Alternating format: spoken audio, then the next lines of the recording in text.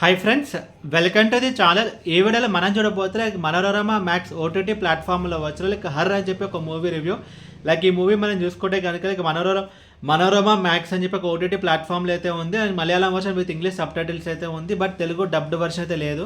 And ఈ movie మొత్తం చూసిన తర్వాత నాకైనా చెప్పడం నాకైతే జస్ట్ యావరేజ్ అని చెప్పి నాకైతే అనిపించింది. ఈ మూవీలో మనం చూసుకోలేదు టోటల్ 5 స్టోరీస్ అయితే ఉంటాయి. సో ఒక స్టోరీలో మనం చూసుకుంటే కనుక ఐశ్వర్య రాజేష్, ఇంకొక స్టోరీలో మనం చూసుకుంటే కనుక పార్వతి, అని ఇంకొక స్టోరీలో మనం చూసుకుంటే కనుక ఊర్వశి, అని ఇంకొక స్టోరీలో మనం చూసుకుంటే కనుక రమ్య నంబిసాన్. సో ఒక ఉమెన్ లైఫ్లో జరిగే డిఫరెంట్ స్టోరీసే ఈ సినిమా టోటల్ 5 స్టోరీస్ అయితే ఉంటాయి. అండ్ ఒక స్టోరీకి అసలు సంబంధమే ఉంటుంది. అండ్ లాస్ట్లో ఈ 5 స్టోరీస్ కలిపి ఒక కనెక్షన్ అయితే ఉంటుంది. అండ్ ఒక్కొక్క స్టోరీ ఒక్కొక్క థీమ్లో అయితే వెళ్తుంది. సో ఒక స్టోరీ మనం చూసుకుంటే కనుక సోషల్ మీడియా ఇన్ఫ్లుయెన్స్, అండ్ ఇంకొకటి మనం చూసుకుంటే కనుక ఒక వైఫ్ అండ్ హస్బెండ్ ఉంటారు. సో వాళ్ళ మధ్యలో టెక్నాలజీ వచ్చిన తర్వాత వాళ్ళ లైఫ్ అనేది ఏమవుతుంది. సో ఒక feel good love story. And ఇలా ఒక్కొక్క స్టోరీ అండ్ ఒక్కొక్క థీమ్లో అయితే వెళ్తుంది. అండ్ నాకు నచ్చిన ఎపిసోడ్ ఏంటంటే కనుక ప్రతాప్ పోతన్ అండ్ ఊర్వశికి సంబంధించిన ఒక స్టోరీ అయితే ఉంటుంది. సో ఆ స్టోరీ నాకైతే నచ్చింది. అండ్ లాస్ట్లో పార్వతి స్టోరీ నాకు ఎందుకు నచ్చిందంటే అందులో కొంచెం ట్విస్ట్ అయితే ఉంటుంది. సో ఆ 2 స్టోరీస్ నాకైతే నచ్చాయి.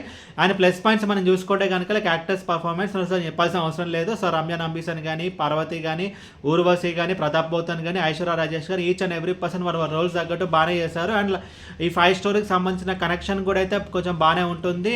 అండ్ టెక్నికల్ డిపార్ట్మెంట్స్ విషయానికి వస్తే కనుక బ్యాక్గ్రౌండ్ స్కోర్ బాగుంది, అండ్ సినిమాటోగ్రఫీ బాగుంది. అండ్ ఇంకోటి ఏంటంటే ఇది 5 స్టోరీస్ కాబట్టి సో ఇన్ డెప్త్ రివ్యూ అనేది లేదు, బికాస్ ఎందుకంటే total 5 stories and each and every story కూడా ఒక టైం అనేది ఉంటుంది. ఒక క్విక్ వాచ్గా మనం ఈ మూవీని అయితే మనం కంప్లీట్ చేయగలుగుతాం.